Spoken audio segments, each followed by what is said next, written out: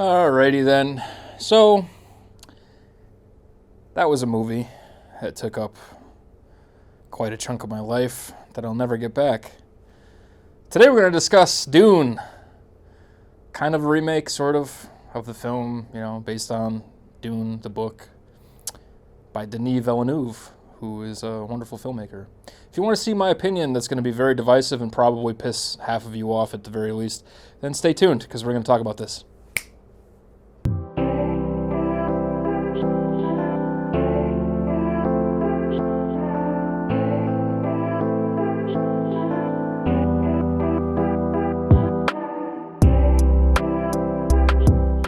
So Dune is about a guy named Paul Jr.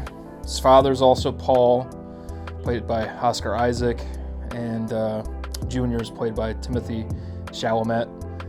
And boy, they're both just one-note depictions of a character throughout the entire film, which I will give Timothy this and only this. There is a fluctuation in his voice at one point where he's just yelling at his mother for creating a monster, and he's just so angsty about it. And that's pretty much the scope of which you're gonna get as far as emotion. Yeah. So anyway, Dune. It's really marketed to have, Timothée Chalamet and Zendaya in it, and Zendaya's in for 5 fucking minutes. So don't get your hopes up about that. She's a very talented actor. And I was really, really hoping to see more of her in the film. We get a bunch of visions of her, Timothée Chalamet's character, Paul Jr., is just dreaming up a storm involving her, and it's ambiguous, and, is he in love with her, blah, blah, blah. And then she finally shows up towards the end of the film, spoiler alert, and yeah, they do some shit, and it's all great and well and good. Josh Brolin's character is in it, and he's like the tough guy that's training Paul Jr., and can't remember his name, because don't give a shit about his character. They're all pretty one-dimensional. Everyone is one-dimensional. Mr.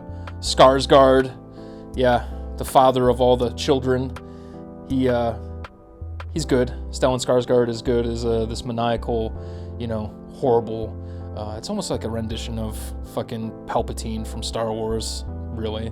So it just feels like an entirely ripped off situation that we've already seen in Star Wars films in a way, which I know, the lore of Dune and the lore of Star Wars and the original stories came out around the same time.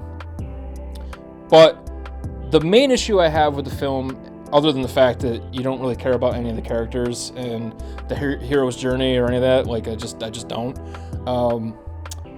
is that you could compare this story, or the film as a whole, rather, to a Michael Bay film. In the sense that, yes, there's a higher elevation of direction and a higher elevation of character arc and a higher elevation of cinematography and editing than in a Michael Bay film. However, it's all very surfacey. And I'm really sorry. I wanted to love this film so bad. Like, I didn't go into the film with a bad attitude at all. I had high expectations. Denis Villeneuve has delivered on every one of his films that I've ever seen. Every single one of them is a masterpiece, sincerely. Going back to when I saw Prisoners for the first time, and when I saw, Blade Runner 2049, I saw opening night, and it was unfortunately just me and my fiance that saw it opening night at the 9 o'clock viewing, and we were the only 2 people in the theater. So I know that film didn't do very well as far as the box office goes. But as far as cinephiles and movie aficionados and sci-fi lovers, Blade Runner is revered as one of the greatest films of all time, and 2049 I was really looking forward to, and I loved it. It's such a great study on character and what it means to be a human. I didn't get any of that with Dune. I got nothing of the sort with Dune. There's no real character arc. I really don't form any kind of emotional attachment to anybody. I don't care if Timothée Chalamet meets Zendaya. I don't care if his father and mother make it out alive when there's this attack happening on their new planet. I don't care about the spice. I don't care about any of it. And that's really unfortunate, because I think with a story that's so grand, where you have to take all this world building, like we've seen with Game of Thrones, right? I'm not a big Game of Thrones fan either, but I can at least respect it for what it is. You get character development in that story. They take a long time to build up these characters, and you spend a lot of time with them. Or something like the video game The Last of Us. That's why it's so loved. It's this huge world-building experience, but you get to know the intimacy of these characters, and I just didn't feel like we got any of that. There was so much exposition explaining what's happening, and there's not enough showing of what's happening, and I think that that's where the film falls really short.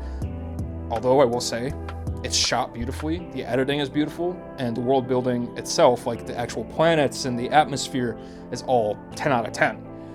But it's just the actual character development and the writing of these characters.